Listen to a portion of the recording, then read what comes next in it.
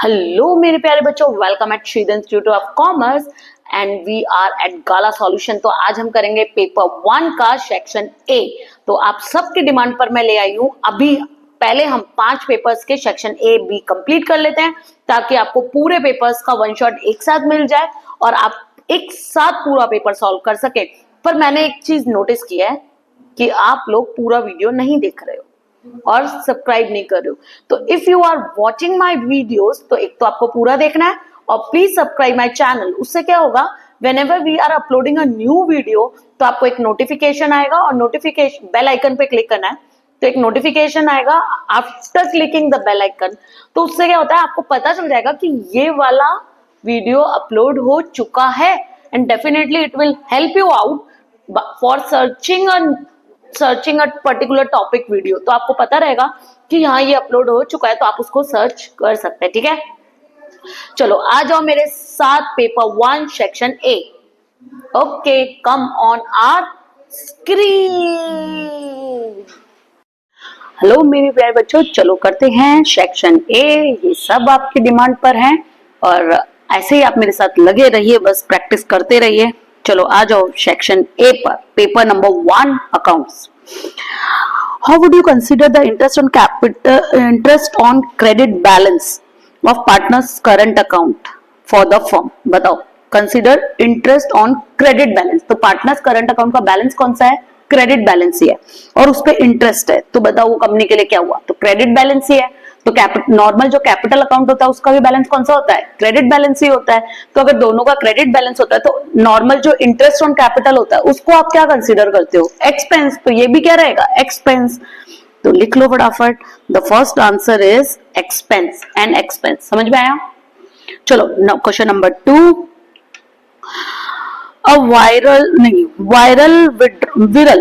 विरल withdraw 500 rupees in the beginning of every month. Her month के कहां निकल रहा है? बिगनिंग में निकल रहा है। रेट ऑफ इंटरेस्ट दे रखा है 10% per annum is chargeable on drawing. तो ड्रॉइंग है, तो आपको याद आया हमने एक क्वेश्चन में पढ़ा था drawing, withdrawal of the drawing है अमाउंट। तो पार्टनर क्या करता है? पर्टिकुलर वैल्यू आइदर हर मंथ के बिगनिंग में, आइदर हर मंथ के एंड में, आइदर हर मंथ के मिडिल में निकलता है। तो उसमें आपको ऐसे याद कराया होगा, अगर बिगनिंग में हो तो आप मल्टीप्लाई कर देना 6.5 से, अगर मिडिल में हो तो 6 से और अगर एंड में हो तो 5.5 से या 78y जो भी करते हो आप। तो देखो मैं आपको एक शॉर्ट तरीका बता देती हूँ। तो अमाउंट कितनी है? 500 रुपीज। परसेंटेज कितना है? 10, यानी 10/100 इनटू आपका जब एट द बिगनिंग है, at the beginning of every month है तो उसको इनटू कर देंगे 6.5 से। सो फाइंड आउट करो व्हाट इज योर आंसर। जल्दी निकालो। 325। Got it? चलो नेक्स्ट करते हैं फटाफट। हाँ, आप दूसरे तरीके से भी कर सकते हो। एक और ऑप्शन बता देती हूँ मैं इसमें। 500 इंटू 10% है तो 10/100, ये तो सिंपल है। और उसके बाद क्या करते हो आप? 78/12। तो बच्चों वही किया है मैंने, आप 78/12 करो तो आपको अल्टीमेटली 6.5 ही मिलेगा आंसर। ठीक है, दोनों एक ही बात है, इसलिए मैं लर्न करने के लिए ऐसे याद करा देती हूँ कि इन द बिगनिंग हो तो 6.5, एंड हो तो 5.5 और मिडिल हो तो इन दोनों के मिडिल में आता भी कौन है? 6 आता है तो 6। ठीक है, चलो नेक्स्ट याद करते हैं। नेक्स्ट करते हैं, goodwill depend on which expect. Goodwill किस पे डिपेंड, किस एक्सपेक्ट पे डिपेंड, सॉरी हाँ, goodwill depends on which expect, किसके एक्सपेक्ट पे डिपेंड करती है? तो फ्यूचर मेंटेनेबल प्रॉफिट पे डिपेंड करती है। आंसर लिख लो, future maintainable profit. Next, super profit means, वो तो आपको आंसर पता ही होता है। सुपर प्रॉफिट का फॉर्मूला क्या होता है? Average profit. C is the answer, average profit minus expected profit. ठीक है, next, revaluation account is that type of account. ये आपको नहीं पता होगा, आंसर है नॉमिनल। आप रीजन पूछो, आपने 11th में टाइप ऑफ अकाउंट पढ़े होंगे। तो होता है पर्सनल, पहले बात तो इम्पर्सनल और इम्पर्सनल दो टाइप होते हैं। देन इम्पर्सनल में रियल और नॉमिनल। तो अल्टीमेटली आपको ऐसा सिखाया गया है कि 3 टाइप के अकाउंट है, पर्सनल, रियल और नॉमिनल, मतलब एक्ट। लेकिन ऐसा नहीं होता, पर्सनल और इम्पर्सनल अकाउंट होते हैं। इम्पर्सनल के फिर 2 तरीके होते हैं, रियल और नॉमिनल। तो नॉमिनल क्या होता है? नॉमिनल वो अकाउंट होता है जहां इनकम एक्सपेंस और इनकम, लॉस एंड प्रॉफिट आते हैं। तो रिवैल्यूएशन भी तो वही अकाउंट होता है, एक तरीके से P&L अकाउंट की तरह, जहां पे हम एक्सपेंसेस लिखते हैं जो या तो भूल गए या बढ़ गया आपका वैल्यू, तो वो एक्सपेंसेस हुए या फिर प्रॉफिट्स हुए, इनकम्स हुई। तो इसलिए कौन सा अकाउंट है? नॉमिनल अकाउंट है। Next, at the time of reconstruction of partnership form dash account is prepared. बताओ रिकंस्ट्रक्शन में कौन सा अकाउंट प्रिपेयर किया जाता है? बोलो फटाफट। 6 का B, very good. Revaluation account कौन सा बनाई तो रहे हम, सारी एंट्री में आपको रिवैल्यूएशन से कराती हूँ। तो आपका चाहे एडमिशन हो, रिटायरमेंट हो, वहां आप क्या बनाते हो? रिवैल्यूएशन अकाउंट बनाते हो, क्योंकि एसेट की वैल्यू या तो कम बढ़ेगी या कम होगी, लाइबिलिटीज की वैल्यू या तो बढ़ेगी या कम होगी, तो रीवैल्यू कर रहे हो आप अपनी एसेट्स को, ठीक है। Next, 7th, internally generated goodwill cannot be shown in the book of account as per accounting standard। तो आपका अकाउंटिंग स्टैंडर्ड 26 है, valuation of goodwill. Valuation of goodwill कौन सा अकाउंटिंग स्टैंडर्ड है? AS 26, ठीक है।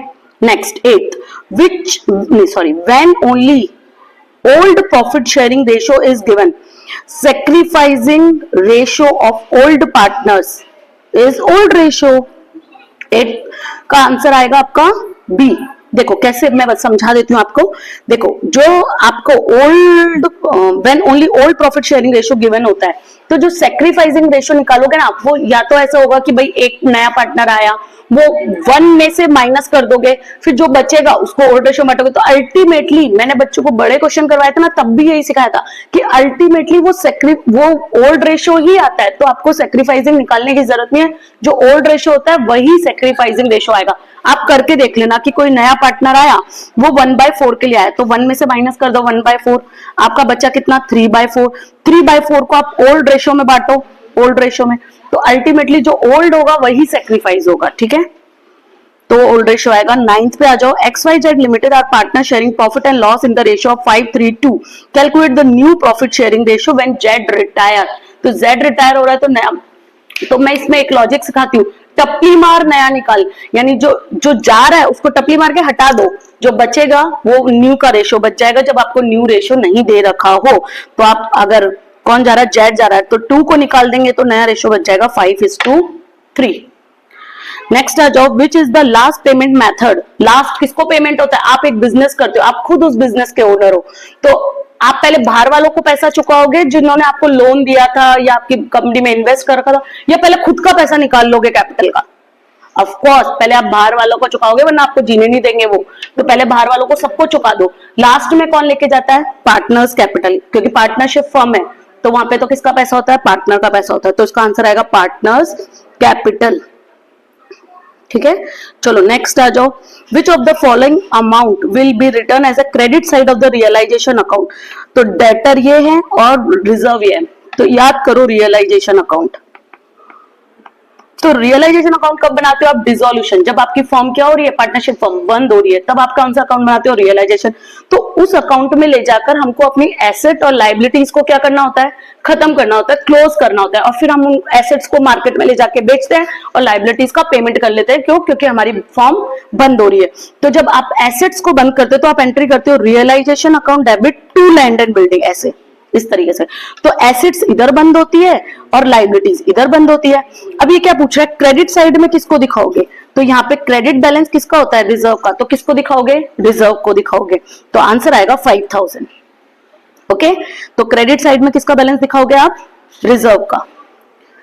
नेक्स्ट, एज पर SEBI guideline the minimum amount on each share called by the company must be at least 25% of the issue price, ठीक है। इसका आंसर होगा 25%। ये तो एज पर सेबी गाइडलाइन से रूल्स रेगुलेशन है, आपको ऐसे कैसे याद करना पड़ेगा। विच of the following is not shown under the share capital. क्या नहीं दिखा देता? तो आपको याद हो तो देखो, ऐसा कुछ हेड होता है, मैंने अपन को लास्ट का जो पेपर का लास्ट क्वेश्चन करते हैं 48 नंबर का, वो यही करते हैं। तो आपका जो हॉरिजॉन्टल, ये वर्टिकल जो फॉर्मेट बनाते हो, तो आप सबसे पहले लिखते हो इक्विटी एंड लाइबिलिटी, फिर इक्विटी एंड लाइबिलिटी में आप पहला पॉइंट लिखते हो शेयर होल्डर्स फंड, फिर शेयर होल्डर फंड में भी आप ए पॉइंट लिखते हो शेयर कैपिटल, और शेयर कैपिटल के अंदर फिर क्या आती है? Issue, subscribe, called up. लेकिन सेकंड बी पॉइंट होता है रिजर्व एंड कैपिटल, तो वो अलग अलग सब हेड्स है। पहला होता है शेयर कैपिटल का, फिर दूसरा होता है रिजर्व एंड सरप्लस का। तो ये तीन तो पहले हेड में आ जाते हैं, ये वाला नहीं आता। तो आपका आंसर कौन सा होगा? रुको, क्या हो गया है?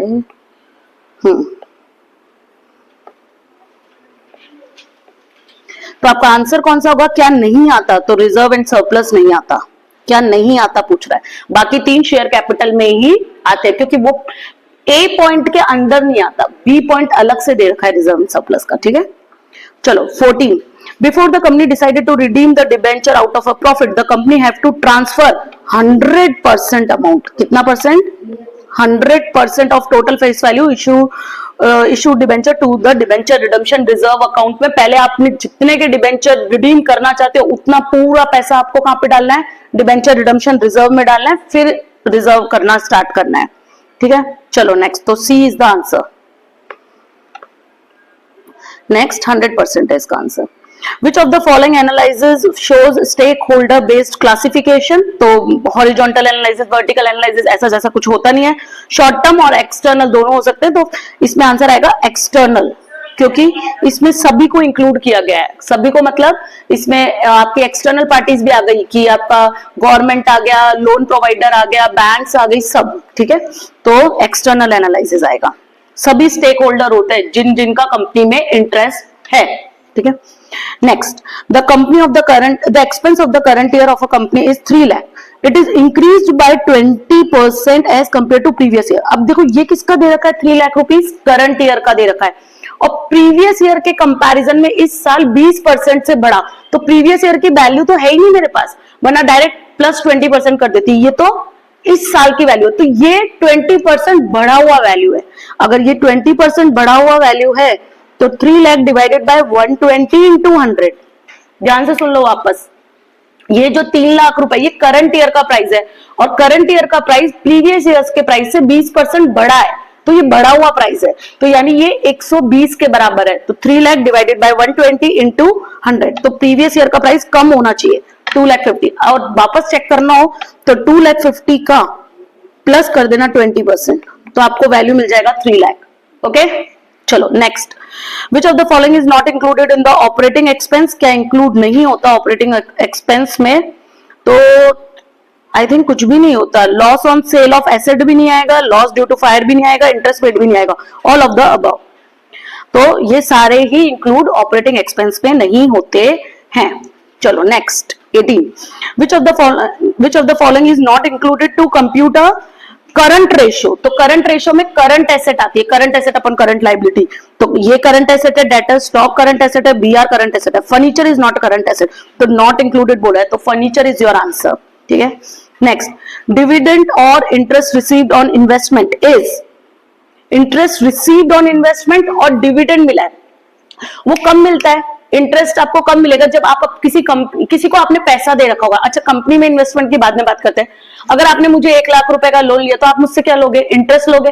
तो आपने अपना सरप्लस फंड मेरे बिजनेस में इन्वेस्ट कर रखा है, तो आपको इंटरेस्ट मिलेगा। ठीक है, तो इसका मतलब इन्वेस्ट कर रखा है, तो वो कौन सी एक्टिविटी हुई? इन्वेस्टमेंट। तो आप जो भी एसेट्स खरीदते हो, कहीं किसी कंपनी के शेयर खरीदते हो, किसी कंपनी के डिबेंचर खरीदते हो, तो वो इन्वेस्ट कर रखा है आपने उस कंपनी में। अगर आपने इन्वेस्ट कर रखा है तो आपको इंटरेस्ट मिलेगा, तो that is a investing activity. तो added to the cash flow of investing activity. ठीक है, क्योंकि आपने किसी कंपनी में क्या कर रखा था? इन्वेस्ट कर रखा है। अगर आपने किसी कंपनी में इन्वेस्ट कर रखा है तो आपको इंटरेस्ट मिलेगा, और इंटरेस्ट मिलेगा तो आपका कैश फ्लो क्या होगा? इंक्रीज होगा, आपका पैसा बढ़ेगा। इसलिए तो इन्वेस्ट करते हैं, वरना सब लोग अपने जितना भी पैसा सरप्लस पड़ा है उसको अलमारी में लॉक करके रखते हैं। आप अलमारी में लॉक करता है कोई आज के जमाने में? नहीं। या तो आप कोई एसेट परचेज कर लेते हो, कई लोग एसेट में इन्वेस्ट करते हैं, कई लोग गोल्ड में इन्वेस्ट करते हैं, कई लोग म्यूचुअल फंड में, कई लोग प्रॉपर्टीज ले लेते हैं, राइट, कई लोग शेयर्स ले लेते हैं।